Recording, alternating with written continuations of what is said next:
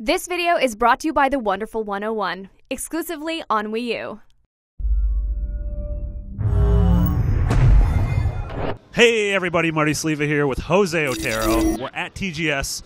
Jose, you just saw something very exciting. Psycho Break, a.k.a. The Evil Within, a.k.a. Shinji Mikami's new game. That's right, yeah. So they're showing it in a theater-style format here, which is perfect to present this game, in my opinion. You know, it's a dark room.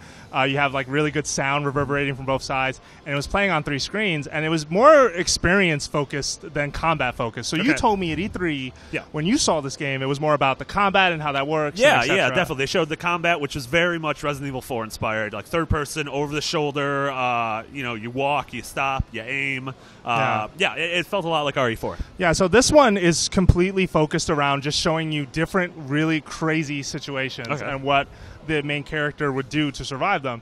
So it starts out just like a trailer they showed recently where he shows up on the scene. Yeah. All the cops are missing. They don't know why. And then it shifts to this mansion and him sort of exploring it. A mansion? Resident Evil? Oh my God! Well, it is Shinji Mikami, who is the Resident Evil, director, and who also worked on, exactly, Resident Evil 4 as well.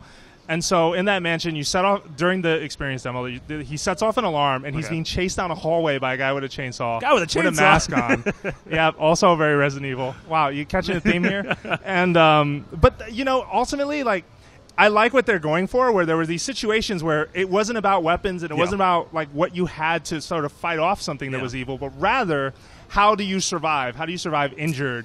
That's cool. Him sort of hobbling around on one leg, hiding in lockers, and this big dude, and being very aware and very afraid of this big guy who, the minute he finds him, he's going to kill him. Yeah, I like that. That's really crazy. That seems like it's kind of this new Western type of horror with Amnesia and Outlast, where your characters are relatively defenseless, and so you have to use your wits or your stealth ability or your ability to hide and run. Yep. And obviously, what I saw, the game does have guns, but I like the fact that it's not just an action survival horror. It does seem like a survival horror. Oh, definitely, yeah. And just survival horror is in a weird place right now, as in general, as a whole. I mean, outside of Amnesia and maybe some indie efforts, I feel like big, budget games just don't understand survival horror that well. And so it's really refreshing to see not only Mikami in the director's chair, but seeing these sort of situations you're sort of surviving. I think it's really important that, we're talking too about the guy who sort of not only sort of made a really remarkable survival horror game in the first Resident Evil, but then redefined it in RE4.